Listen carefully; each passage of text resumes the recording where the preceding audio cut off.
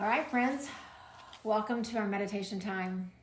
Let's each just in our own space, at our own comfort level, just begin to settle in, whatever that looks like and feels like for you. Just settle in through the body, through your eyes, through all the muscles that have been tight and contracted today.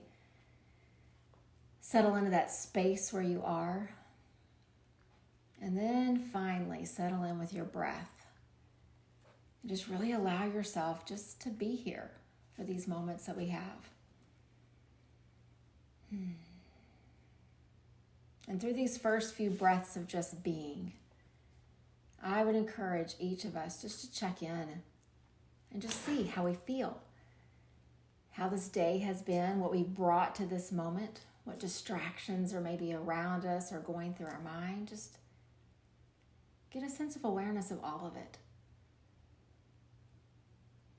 And then begin to feel yourself within that space, within all those distractions, within all that noise.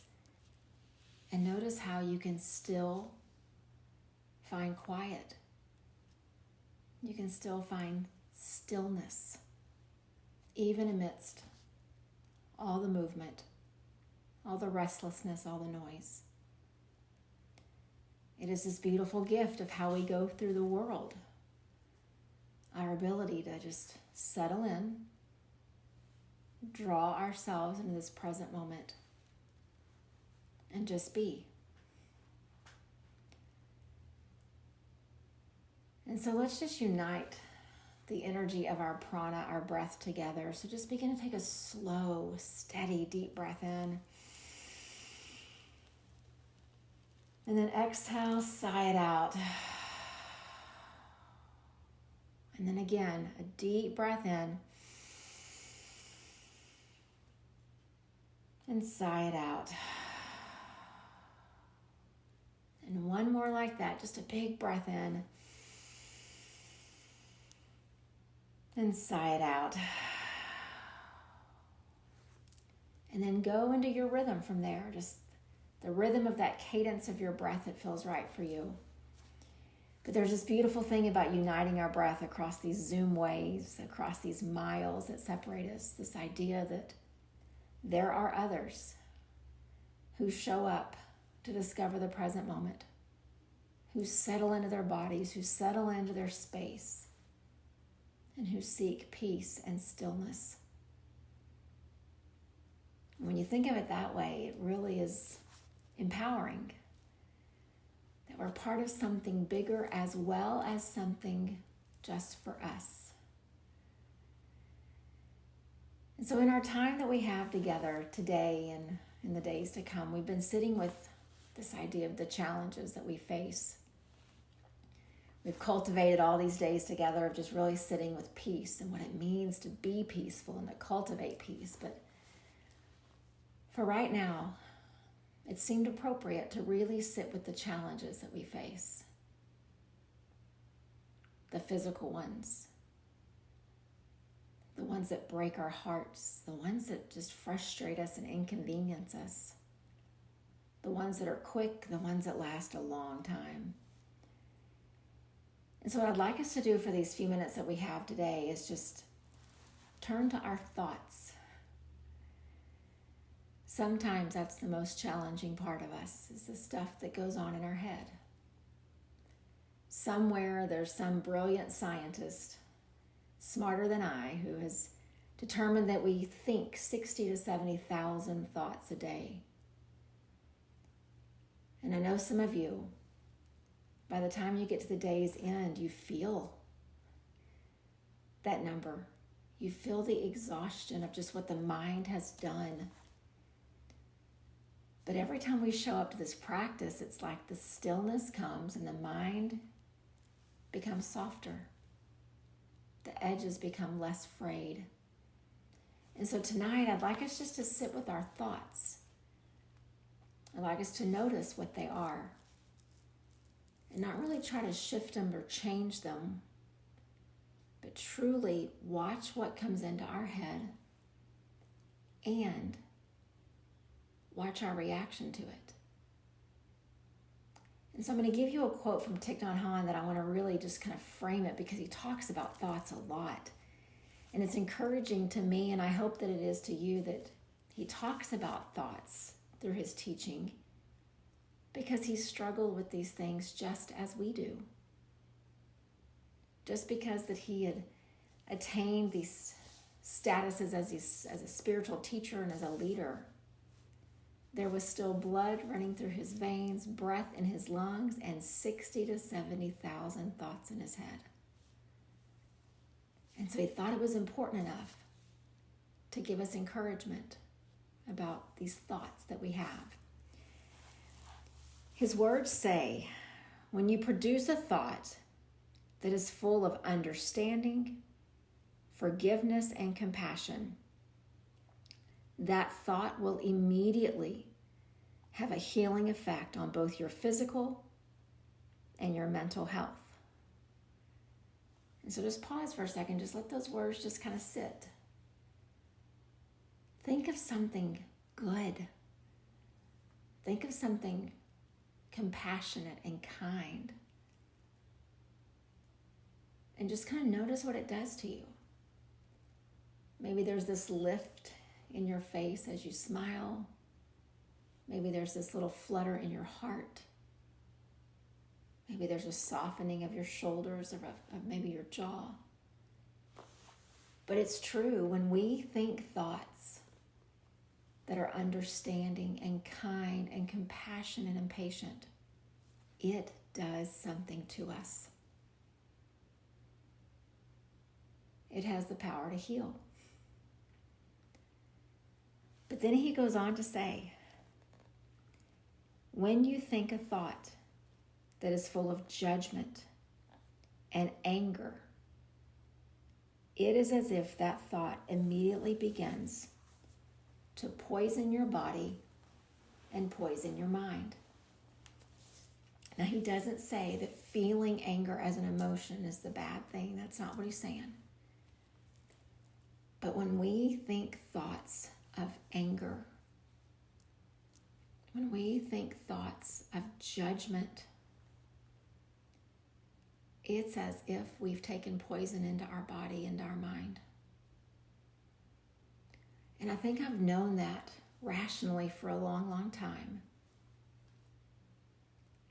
But I've also been really just trying to make sure that my actions didn't show the anger or the judgment.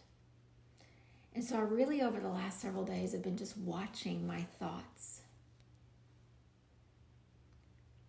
And I've realized the thoughts and the actions are deeply tied together.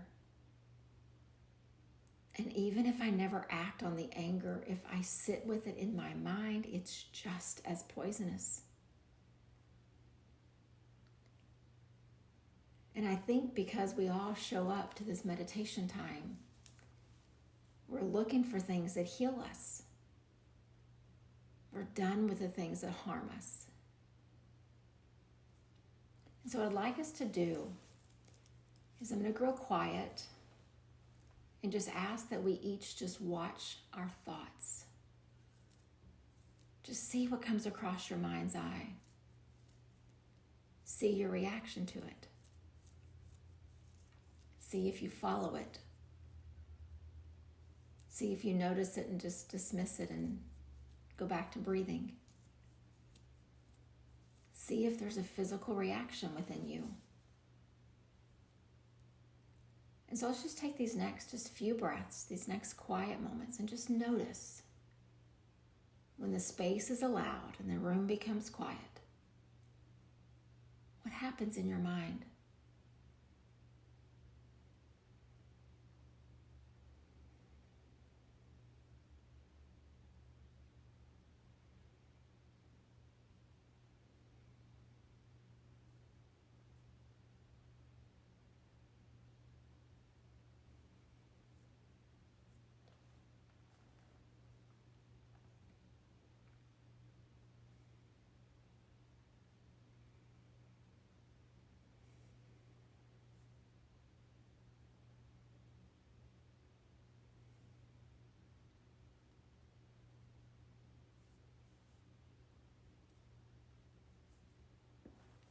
And then shift your focus to your breath. Notice that. Watch the breath coming in. Watch the breath going out. Coming in, going out. And then for these next few breaths, just keep watching the breath and notice what the mind tries to do here.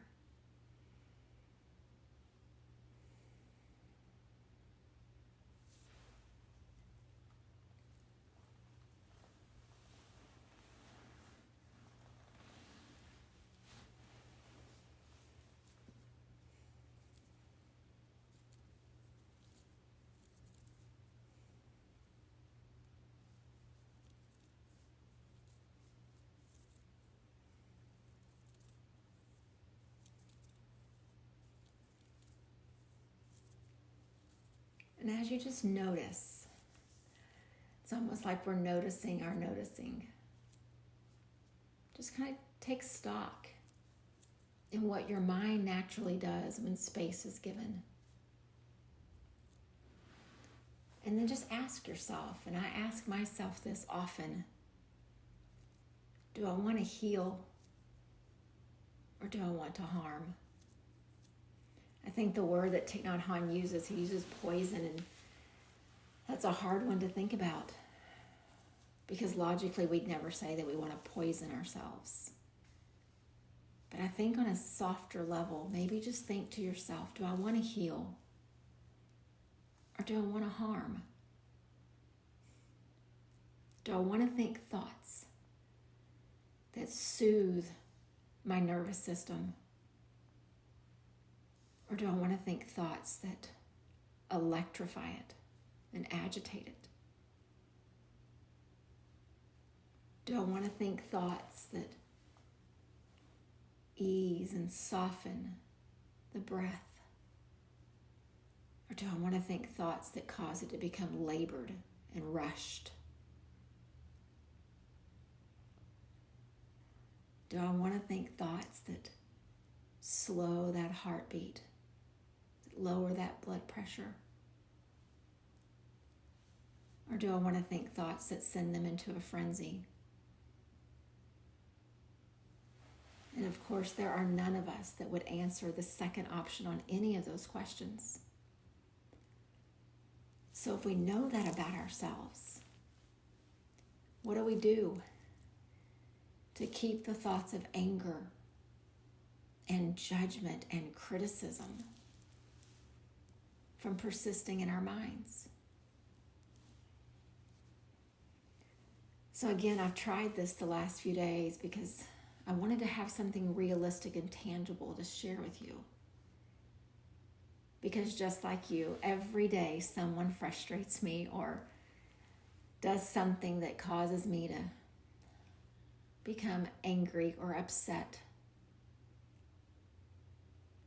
But I watched myself the last few days to notice how I respond.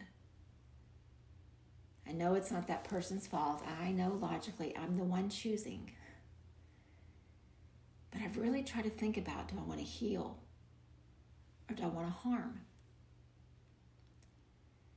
And so what I did over the last couple of days, because someone did frustrate me on Sunday, just 2 days ago. And so I practiced my mantra. I chose a mantra that I wanted to replace the thoughts of anger and frustration with, just to see what would happen. I know the power of mantra. I use it for all these different situations and parts of life. But I wanted to see if this tool could give me a pathway back to healing, draw me away from the harm. There's so many mantras out there, but on this particular day, on Sunday, I chose the one of just 6 syllables. Om Mani Padme Hum. Om Mani Padme Hum. And what it means when you translate it, of course, it has Om in it, which we know is this vibration of just the universe, the union of all of our parts. But the rest of it says, if you translate it into English, the jewel is in the lotus. The jewel is in the lotus. But the implication is that there's also the mud, and we know that. And so I began to just say this mantra on Sunday many, many times in a row. Om Mani Padme Hum. Om Mani Padme Hum.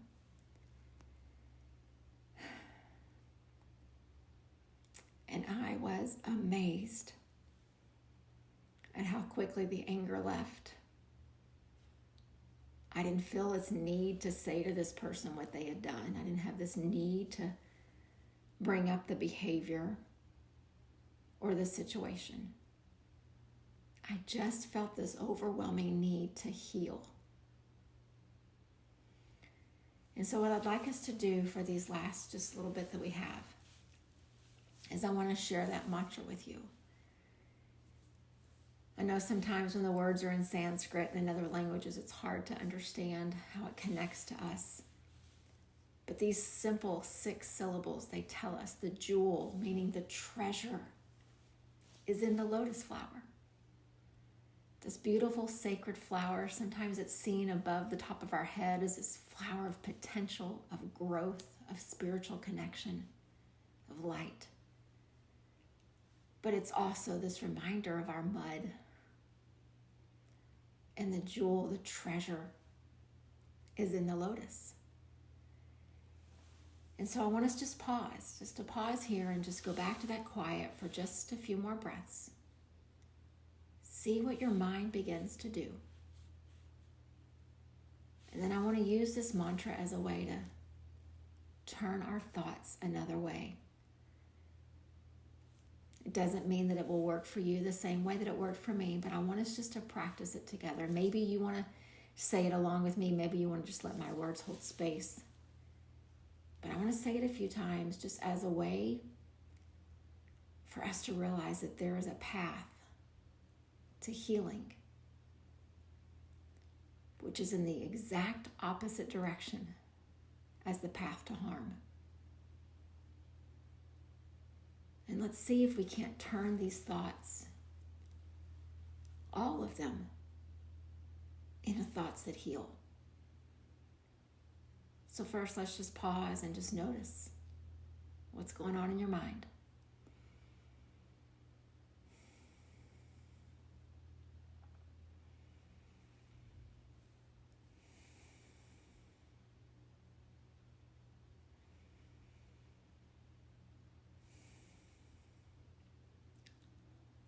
Om Mani Padme Hum.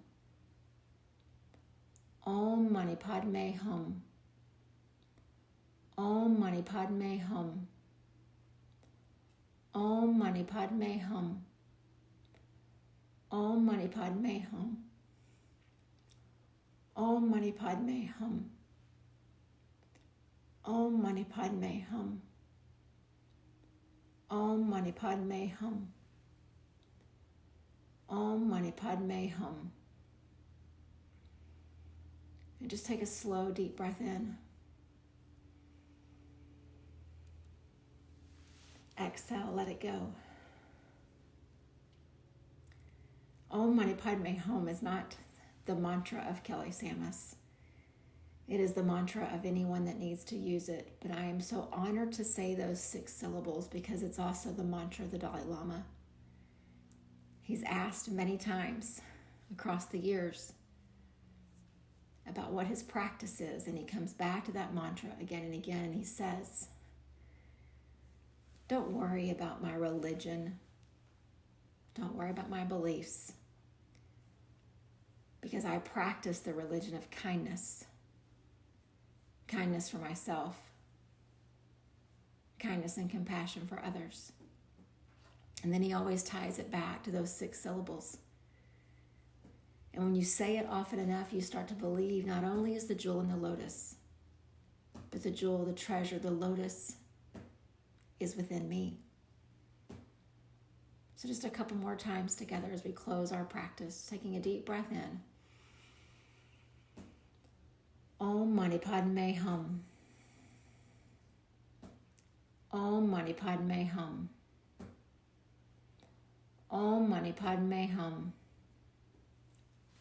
Om Mani Padme Hum.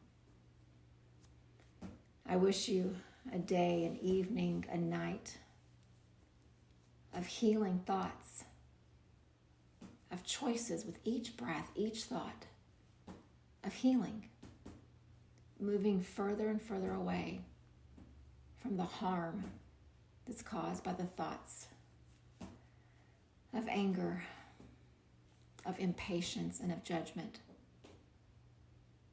Let's pay attention to how we think. Let's pay attention to how we talk to ourselves. And through it all, remember, the jewel is in the lotus, and the lotus is within me. Namaste.